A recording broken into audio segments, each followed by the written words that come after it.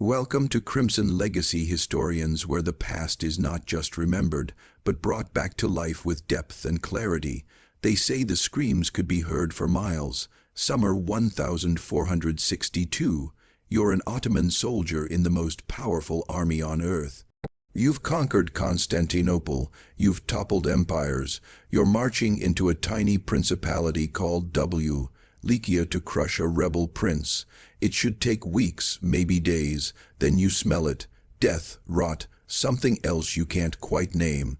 Your column slows, the scouts have stopped moving, and as you round the hill near the capital city you see it, a forest, but the trees, they're not trees, they're human beings, 20 zeros, zero of them. Your brothers, your comrades, lifted into the air on wooden stakes, arranged in perfect geometric rows as far as the eye can see. Some have been dead for weeks, their bodies bloated and black. Others are still moving, still breathing, still screaming.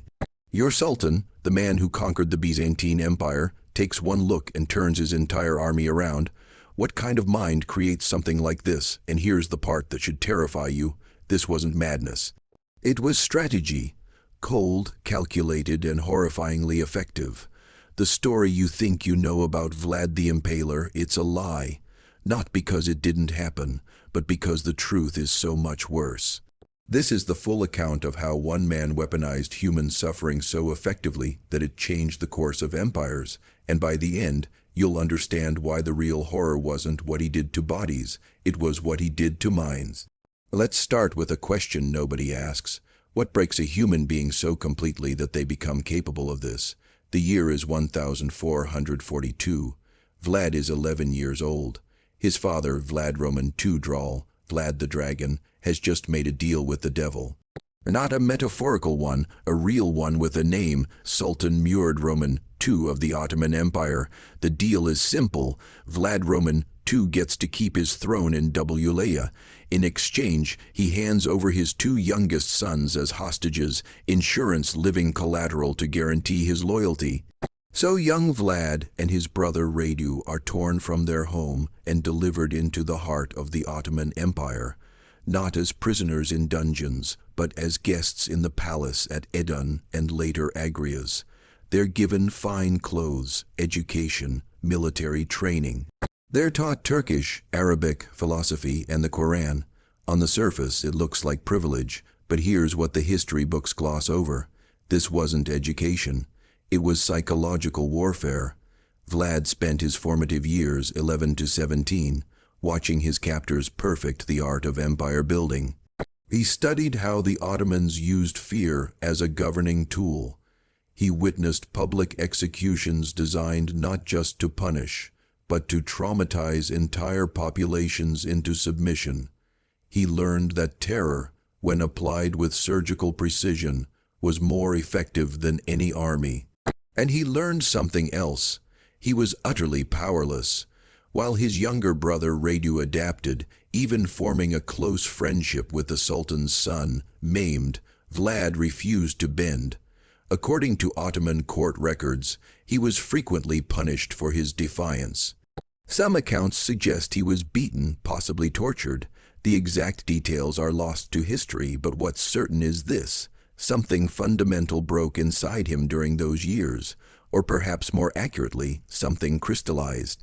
He developed what modern psychologists might call a persecution complex, combined with an obsessive need for control, but he channeled it.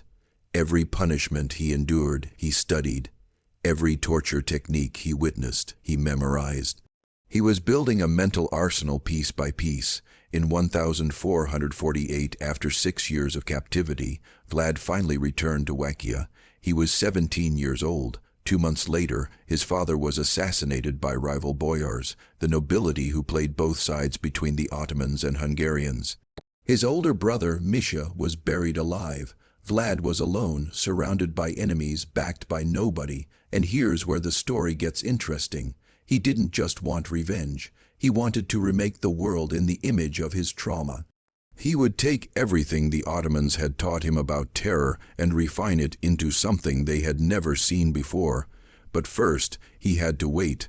For 6 more years, Vlad lived in exile, plotting, planning, studying military tactics, and political maneuvering.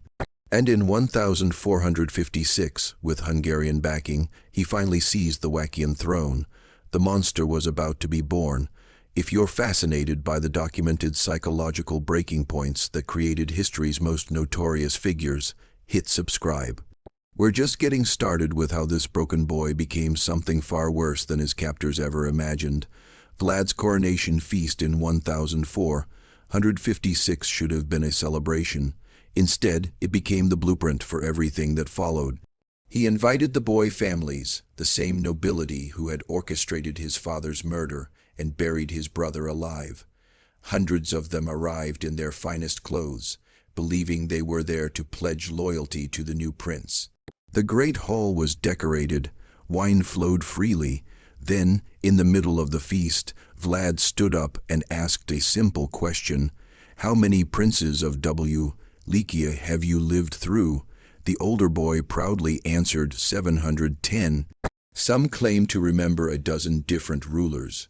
They were bragging about their survival, their political savvy, their ability to outlast any prince who sat on the throne. Vlad smiled. Then he gave an order. Every boy who had answered was arrested on the spot. But here's where you see the methodical mind at work. He didn't execute them, not yet.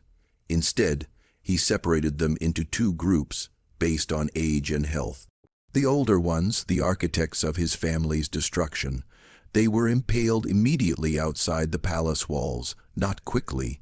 The stakes were carefully inserted to avoid vital organs, ensuring they would die slowly over hours or days.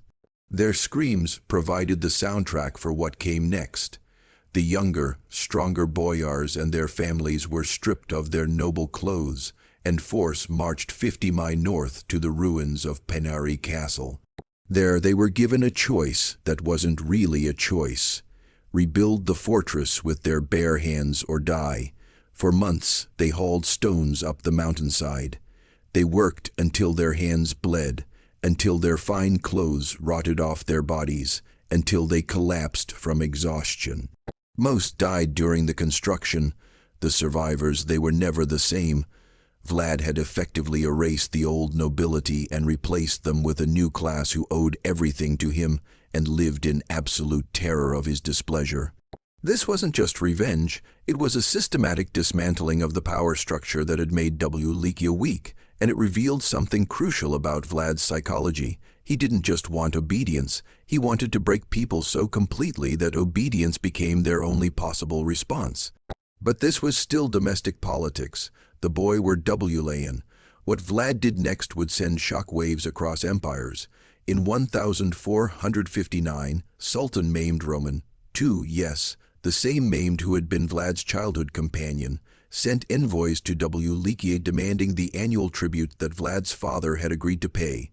The demand came with an additional insult. Vlad was to present himself personally in Constantinople to renew his oath of vassalage. The envoys arrived expecting the usual political theater, perhaps some negotiation, maybe a counter-offer. What they got was a preview of hell. When they entered Vlad's court and refused to remove their turbans, a genuine religious custom in Ottoman protocol, Vlad asked them to explain their tradition. They did, probably relieved that he seemed interested in understanding rather than offended. Vlad nodded thoughtfully, then he said something that must have frozen their blood. "I respect a man who honors his faith so completely. Let me help you honor it forever." He ordered his guards to nail the turbans directly to their skulls. Think about the precision of that cruelty. He didn't kill them. He mutilated them in a way that was both symbolically loaded and medically calculated to ensure they'd survive the journey back to Constantinople. They were walking messages, their screams echoing across the countryside as they fled back to the Sultan. When Maimed received his envoys, these men he'd sent in good faith, now permanently disfigured and driven half-mad by pain, he understood immediately this wasn't the childhood friend he remembered. This was something new, something that had taken the Ottoman lessons in terror and evolved them into something even the Ottomans hadn't imagined. War was now inevitable, but before that war came, Vlad had more messages to send. Here's what most people don't understand about impalement. It wasn't just execution, it was engineering. The common image, a stake driven straight through the torso, would kill almost instantly. That defeats the entire purpose. Vlad's method was far more sophisticated and infinitely more cruel. Based on contemporary medical analyses of the descriptions and surviving Ottoman accounts, here's how it actually worked. First, the victim was laid face down. The stake, carefully selected, rounded at the tip, and thoroughly oiled, was inserted through the rectum. But here's the crucial detail. It was inserted at an angle specifically designed to miss all major organs and blood vessels. The victim was then slowly raised upright, and gravity did the rest. Over the course of hours or sometimes days, their own body weight would force the stake gradually upward through their torso. The path was calculated to avoid the heart, lungs, and major arteries. In some documented cases, the stake would eventually emerge through the shoulder or chest, but the victim could remain alive for up to 3 days. Why this method? Because Vlad understood something that modern psychological warfare experts now confirm. Witnessing prolonged suffering is exponentially more traumatizing than witnessing quick death. A battlefield beheading is horrific, but brief. Impalement was a performance that lasted days, complete with screams that could be heard across entire valleys. But the physical act was only one component. The real genius, if we can use such a perverted word, was in the staging. When Vlad impaled victims, he did it in public squares, along major roads, outside city gates, anywhere that would maximize visibility. He understood that word of mouth and rumor would multiply the psychological impact far beyond the actual number of victims. One impalement witnessed by 100 people would create 100 storytellers, each of whom would tell 100 more. And he refined the symbolism constantly. Stakes were different heights based on rank. Peasants near the ground, nobles higher, the highest reserved for enemy commanders. This created a grotesque visual hierarchy that reinforced his message. Everyone has a place in my world, and everyone will suffer according to their station. In some accounts, he arranged impaled victims in geometric patterns, circles, stars, concentric rings. This wasn't random sadism. It was a demonstration of control. It said, "I have so much power that I can turn human suffering into art." There's a German pamphlet from 1462, admittedly propaganda, but based on eyewitness accounts from Saxon merchants in Wallachia, that describes Vlad dining among the impaled. He allegedly had a table set up in the middle of a field of stakes, ate his meals surrounded by dying men, and seemed to enjoy the experience. Whether this specific incident happened exactly as described is debatable. But what's not debatable is the psychological message. I am so far beyond your understanding of human behavior that your horror doesn't touch me. The Saxons, who had their own complicated relationship with Vlad, circulated these pamphlets widely. They were some of the first mass-produced horror stories in European history, complete with woodcut illustrations. These images, crude but effective, spread across Europe and cemented Vlad's reputation. But here's the question nobody was asking. Was any of this working? Was terror actually an effective military strategy, or was Vlad just a sadist with power? The answer came in the summer of 1462, and it would prove that Vlad's methods weren't just effective, they were devastatingly so. Sultan Mehmed Roman II had finally had enough. By early 1462, Vlad had not only refused to pay tribute, but had launched raids deep into Ottoman territory south of the Danube. In one particularly brutal campaign, he crossed into Ottoman lands with a small force and, according to his own letter to the Hungarian king, killed over 23,000 people. He even kept a body count, categorizing victims by age and gender. Mehmed, who had conquered Constantinople at age 21, who had crushed rebellion after rebellion, who commanded the most powerful military machine on earth, decided to personally handle the Wallachia problem. In the spring of 1462, he assembled an army estimated between 60,000 and 90,000 men. The exact number is lost to history, but even conservative estimates put it at more than triple Wallachia's entire military-age male population. This wasn't an invasion, it was an extermination. Vlad had maybe 20,000 to 30,000 men total, many of them peasant conscripts with minimal training. A conventional battle would be a massacre. So Vlad did what he'd been planning since childhood. He refused to give them a conventional battle. As the Ottoman army entered Wallachia, they found nothing. Empty villages, poisoned wells, burned fields. Every potential source of food and water had been systematically destroyed. Vlad had ordered his own people to abandon their homes and retreat into the forests and mountains, taking their livestock with them. The Ottoman supply lines stretched longer and longer, and then the night's raids began. These weren't typical skirmishes. Vlad had trained specialized units in guerrilla warfare. Small groups of men, maybe 50 to 100, would strike Ottoman camps in the dead of night, killing sentries, setting fires, and disappearing before any organized response could form. They targeted supply wagons, pack animals, ammunition stores. The goal wasn't to defeat the army. It was to make them paranoid, exhausted, and demoralized. But the masterpiece came on the night of June 17th, 1462. Vlad had learned from captured Ottoman soldiers that Sultan Mehmed himself was camped near Targovica with his personal guard, the elite Janissaries. This was an opportunity that would never come again.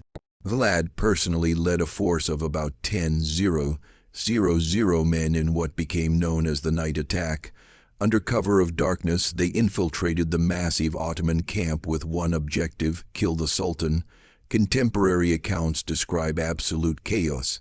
The Wallachians were dressed in captured Ottoman uniforms and knew enough Turkish to cause confusion. They set fire to tents, stampeded horses, and specifically targeted the section of camp where the Sultan's pavilion stood. They came within yards of Mehmed himself. Some historians believe Vlad and the Sultan were briefly in visual contact across the burning camp, but the Janissaries held, forming a defensive circle around their leader. After hours of close-quarters combat, Vlad realized he couldn't break through. He ordered a retreat, and his men vanished back into the night as suddenly as they'd appeared. The Ottoman casualties were relatively light, maybe 2,000 killed, though Ottoman sources downplay the numbers. But the psychological damage was catastrophic. The Sultan of the Ottoman Empire, in the middle of his own army, had nearly been killed by a vastly outnumbered enemy who struck from nowhere and disappeared like ghosts. Mehmed's commanders were rattled. His soldiers were exhausted, and they were still weeks away from Constantinople, marching through a dead landscape where every shadow might hide an enemy. Then they reached the capital, and they saw what Vlad had been preparing for them. No written description can fully capture what Mehmed's army encountered on the approach to Targovica in late June 1462, but we can try. Imagine you're an Ottoman soldier. You've been marching for weeks through scorched earth. You're hungry, exhausted, and jumpy from constant night raids. You haven't seen the enemy in days. They've just vanished. That should be a good sign. It feels like a trap. As you approach the Wallachian capital, the smell hits first. If you've ever smelled a dead animal rotting in summer heat, multiply that by thousands, then add the sweet, sick-making odor of decomposing human flesh. It's so thick you can taste it. Then you see the stakes. The first one, then 10, then 100, then you realize there is no end. They stretch to the horizon in every direction. Contemporary accounts say the field of impaled bodies extended for nearly 2 miles in length and over half a mile in width. Modern historians debate the exact number. Ottoman sources, probably minimizing for propaganda reasons, claim 10,000, Wallachia and Hungarian sources claim up to 20,000. The truth is probably somewhere between 15,000 and 20,000 impaled bodies. But here's what makes your skin crawl. This wasn't random. The stakes were arranged in precise geometric patterns, concentric circles radiating out from the capital height ordered rows. In some sections, they formed star patterns visible from elevated ground. Vlad had spent weeks, possibly months, preparing this. He'd captured Ottoman soldiers and sympathizers from earlier raids and border skirmishes. He'd kept them alive specifically for this purpose. Some of the bodies had been dead for weeks, rotting in the summer heat. Others had been impaled more recently, and some, according to multiple sources, were still alive. The Byzantine chronicler Leonikos Challah-Kandilis, who interviewed eyewitnesses, wrote that the moaning of the dying could be heard across the entire field. Some had been impaled for days, their bodies slowly consuming themselves, too weak to scream but still conscious. The Ottoman troops, hardened veterans who had conquered cities and slaughtered countless enemies, reportedly began vomiting.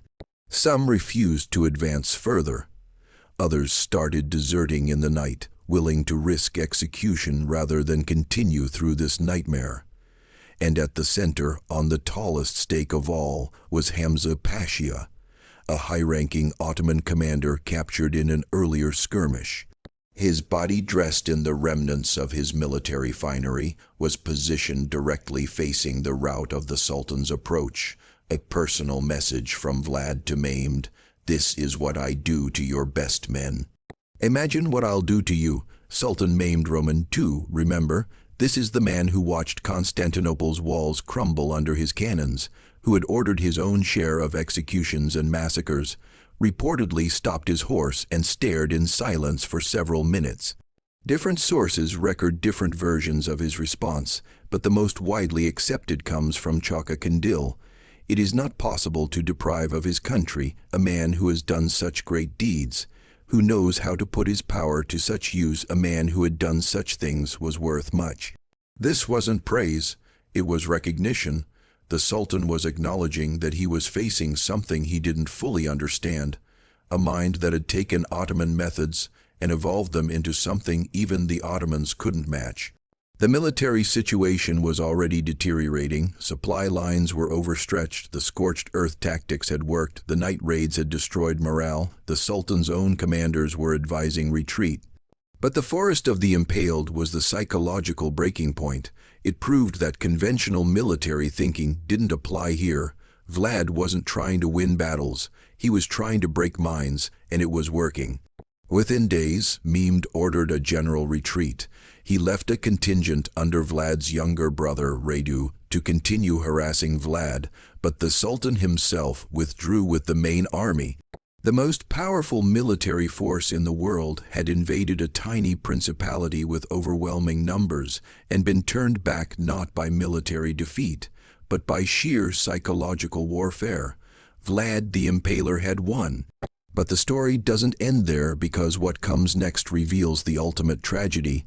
That terror, however effective in the short term, always devours its wielder in the end. You'd think that turning back the Ottoman Empire would make Vlad a hero in Christian Europe. In some ways it did. The Hungarian king and the Pope praised his defense of Christendom, but here's what they didn't understand. Vlad couldn't turn it off. The methods that defeated the Ottomans didn't stop with the Ottomans. He used them on everyone. By late 1462, Vlad was impaling Wallachia merchants for price gouging. He was impaling boyars suspected of disloyalty based on rumors. He was impaling entire villages for minor infractions. The tool he'd forged to defeat a superior enemy had become his only tool for everything. His political position deteriorated rapidly.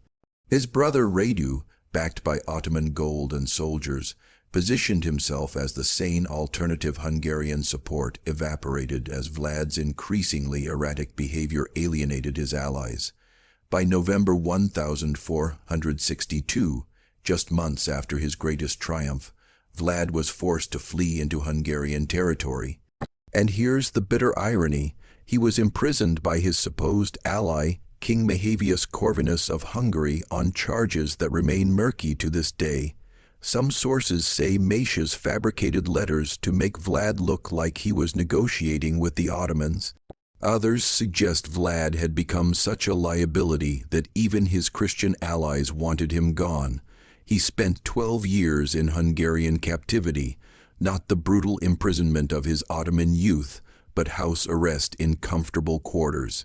He even married a Hungarian noblewoman and had children. By all accounts, he was a model prisoner, but in 1476, opportunity returned. Wallachia had devolved into chaos under a series of weak rulers. Milavius Prince, Stephen the Great, helped orchestrate Vlad's return to the throne, backed by Hungarian and Milavian troops. Vlad reclaimed his throne in November 1476. He had maybe 2 months to rule. In December 1476 or January 1477, the exact date is lost, Vlad was killed in battle against an Ottoman force near Bucharest. The circumstances are murky. Some sources say he was killed by his own men, either through treachery or because they mistook him for an enemy in the chaos. Others say he was overwhelmed by Ottoman soldiers. What's certain is the aftermath. His head was cut off, preserved in honey, and sent to Sultan maimed in Constantinople as proof of death. After everything, the terror, the impalement, the psychological warfare, Vlad ended up as a trophy displayed for mockery in the capital of the very empire he'd fought his entire life. His body was allegedly buried at Snegov Monastery on an island in Romania. Excavations in the 1930s found a tomb, but it was empty. To this day, no one knows where Vlad's actual remains are. So, what do we do with this story? In Romania, Vlad is often celebrated as a national hero, a brutal but effective leader who stood against overwhelming odds and preserved independence. There are statues of him. His face appears on tourist merchandise. To the rest of the world, especially after Bram Stoker's 1097 novel, Dracula loosely borrowed his name in history. Vlad became synonymous with vampirism and supernatural evil, which in a perverse way lets us off the hook. It's easier to think of him as a monster, something inhuman, than to confront the real horror, because the real horror is this. Everything Vlad did was human, painfully, terrifyingly human. He wasn't born a monster. He was created by a system that taught him that power comes through terror, that survival requires absolute ruthlessness, that empathy is weakness, and he took those lessons and refined them to their logical extreme. The forest of the impaled wasn't madness, it was applied psychology. The night attacks weren't random violence, they were precision military strategy. Every impalement, every mutilation, every public display of suffering was a calculated move in a larger game. And here's what should keep you awake at night. It worked. Against impossible odds, using nothing but calculated terror, Vlad turned back an empire. He proved that fear, properly weaponized, could accomplish what armies couldn't.